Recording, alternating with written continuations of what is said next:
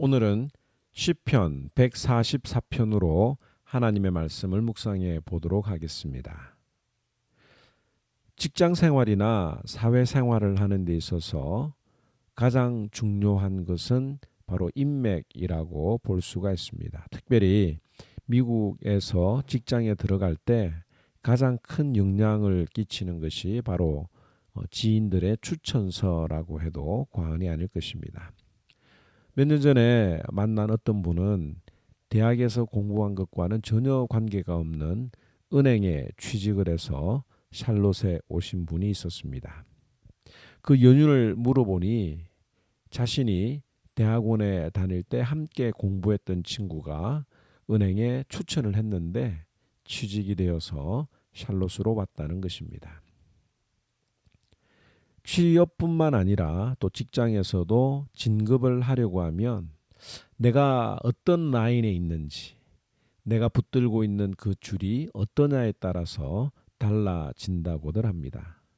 흔히 말하는 금줄 동아리냐 아니면 썩은 줄 동아리냐라고 하는 것에 따라서 진급이 되기도 하고 또 결국에는 직장을 나와야 되는 그런 일들까지 있다고 하는데요. 혹 여러분들이 붙들고 있는 동아줄은 어떤 동아줄입니까? 끊어지지 않고 영원토록 나를 끝까지 붙들어줄 금줄 동아줄인지 아니면 곧 썩어 없어질 동아줄인지 한번 생각해보는 시간이 되었으면 좋겠습니다. 다윗은 하나님을 붙들었습니다. 오늘 15절에 보니까 여호와를 자기 하나님으로 삼는 백성은 복이 있다라고 고백을 했습니다. 이 다윗은 자신이 붙들 동아줄로 하나님을 선택했다라고 표현을 해도 무방할 것입니다. 그리고 1절에서 11절에는 자신이 붙들었던 그 여호와는 어떤 분이신가에 대해서 설명을 하고 있고요. 또 12절에서 15절에는 여호와를 자기 하나님으로 삼는 백성이 받을 복에 대해서 설명을 하고 있습니다. 다윗이 붙들었던 그 하나님은 어떤 분입니까? 바로 승리의 하나님이십니다. 1절과 2절에 보면 나의 반석이신 여호와를 찬송하리로다. 그가 내 손을 가르쳐 싸우게 하시며 손가락을 가르쳐 전쟁하게 하시는도다. 여호와는 나의 사랑이시요 나의 요새시요 나의 산성이시요 나를 건지시는 이시요 나의 방패이시며 내가 그에게 피하였고 그가 내 백성을 내게 복종하게 하셨나이다 라고 고백합니다. 하나님은 내 손을 가르쳐 싸우게 하시고 손가락을 가르쳐 전쟁하게 하신다고 했습니다. 하나님께서는 신자들에게 영적인 싸움을 하는 방법을 가르쳐주고 그 싸움에서 승리하도록 보장해 주셨다라고 하는 말입니다. 물론 나에게는 그럴 만한 능력이 없습니다. 영적인 싸움에서 내 힘으로는 늘 쓰러질 수밖에 없습니다. 3절에 보면 여호와여 사람이 무엇이기에 주께서 그를 알아주시며 인생이 무엇이기에 그를 생각하시나이까. 사람은 헛것 같고 그의 날은 지나가는 그림자 같으니이다 라고 고백을 하지요. 우리나라 속담에 오냐오냐 키우면 할아버지 수염도 뽑는다는 말이 있습니다. 지나친 칭찬이나 또 자존감은 사람을 겁없게 만들고 자신이 세상에서 최고라고 느끼게 만들죠. 성경도 마찬가지입니다. 하나님이 우리에게 승리를 주시는 첫 번째는 내가 힘이 없다는 것을 인정하는 겁니다. 나 자신을 제대로 알고 인정하는 것입니다. 하나님은 교만한 자들에게 결코 승리를 주시지 않습니다. 자신의 연약함을 인정하고 하나님의 능력을 의지하는 자에게 승리를 보장해 주십니다. 바로 그런 자에게 하나님께서 요새가 되어주시고 산성이 되어주시기 때문에 전쟁에서 승리할 수밖에 없는 거죠.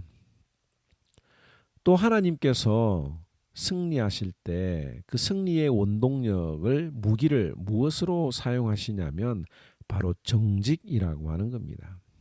8절에 보면 그들의 입은 거짓을 말하며 그의 오른손은 거짓의 오른손이니이다.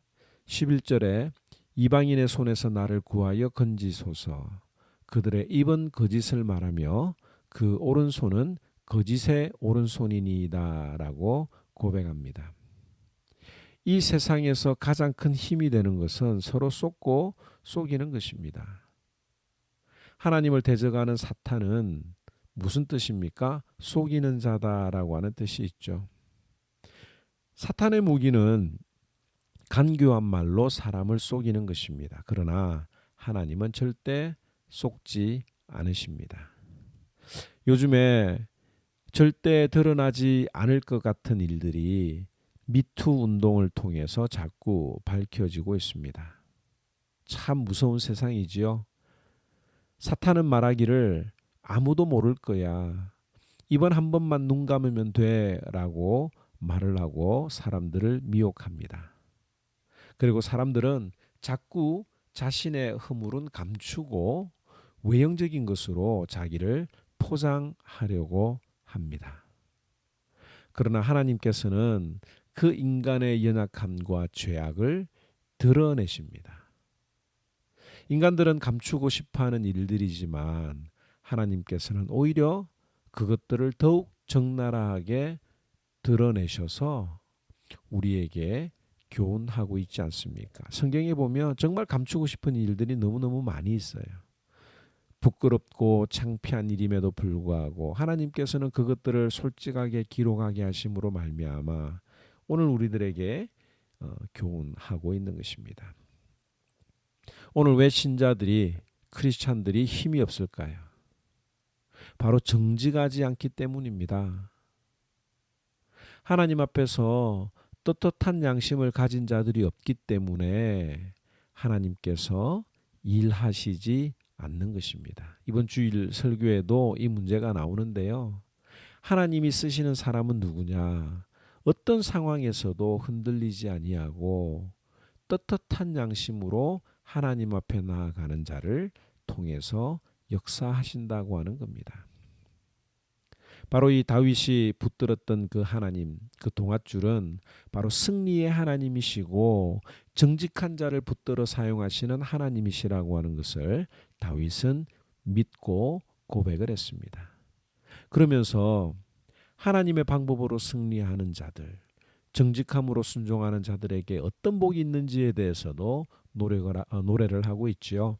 12절에 보면 우리 아들들은 어리다가 장성한 나무들과 같으며 우리 딸들은 궁전의 양식대로 아름답게 다듬은 모퉁이 돌들과 같으며 라고 이야기를 하고 있습니다. 바로 자녀들의 축복을 이야기를 하는 거죠. 또 13절에는 우리의 곳간에는 백곡이 가득하며 우리의 양은 들에서 천천과 만만으로 번성하며 우리 수소는 무겁게 실었으며 라고 이야기를 하고 있죠. 바로 재물의 축복을 이야기를 합니다. 수소가 끄는 그 수레에 너무 많은 양식을 곡식을 실어서 무거워서 끌기 힘들 정도로 재물로 복을 주신다라고 하는 거죠. 그 다음에 14절에 보면 또 우리를 침노하는 일이나 우리가 나아가 막는 일이 없으며 우리 거리에는 슬피 부르짖음이 없을진대 라고 이야기를 합니다. 바로 평안함의 축복을 말하는 거죠. 여러분들의 삶에서 이런 복을 누리기를 원하십니까? 썩지 않는 동아줄인 여호와를 나의 하나님으로 삼으시기 바랍니다. 그리고 하나님 앞에 정직함으로 나아가면 하나님께서는 우리에게 승리의 삶과 이런 복들을 우리에게 넘치게 하실 것입니다. 오늘 이 말씀 묵상하시면서 승리의 하나님을 붙들고 또 내 삶에서 승리하기 위하여 나도 정직함으로 사용되기를 주님 앞에 바라는 저와 여러분들이 되기를 바랍니다. 제 144편 다윗의 시. 나의 반석이신 여호와를 찬송하리로다. 그가 내 손을 가르쳐 싸우게 하시며 손가락을 가르쳐 전쟁하게 하시는도다. 여호와는 나의 사랑이시요 나의 요새이시요 나의 산성이시요 나를 건지시는 이시요 나의 방패이시니 내가 그에게 피하였고 그가 내 백성을 내게 복종하게 하셨나이다. 여호와여, 사람이 무엇이기에 주께서 그를 알아주시며 인생이 무엇이기에 그를 생각하시나이까. 사람은 헛것 같고 그의 날은 지나가는 그림자 같으니이다. 여호와여, 주의 하늘을 들이우고 강림하시며 산들에 접촉하사 연기를 내게 하소서. 번개를 번쩍이사 원수들을 흩으시며 주의 화살을 쏘아 그들을 무찌르소서. 위에서부터 주의 손을 펴사 나를 큰 물과 이방인의 손에서 구하여 건지소서. 그들의 입은 거짓을 말하며 그의 오른손은 거짓의 오른손이니이다. 하나님이여, 내가 주께 새 노래로 노래하며 10줄 비파로 주를 찬양하리이다. 주는 왕들에게 구원을 베푸시는 자시오 그의 종 다윗을 그 해하려는 칼에서 구하시는 자신이이다. 이방인의 손에서 나를 구하여 건지소서. 그들의 입은 거짓을 말하며 그 오른손은 거짓의 오른손이니이다. 우리 아들들은 어리다가 장성한 나무들과 같으며 우리 딸들은 궁전의 양식대로 아름답게 다듬은 모퉁이 돌들과 같으며 우리의 곳간에는 백곡이 가득하며 우리의 양은 들에서 천천과 만만으로 번성하며 우리 수소는 무겁게 실었으며 또 우리를 침노하는 일이나 우리가 나아가 막는 일이 없으며 우리 거리에는 슬피 부르짖음이 없을진데 이러한 백성은 복이 있나니 여호와를 자기 하나님으로 삼는 백성은 복이 있도다.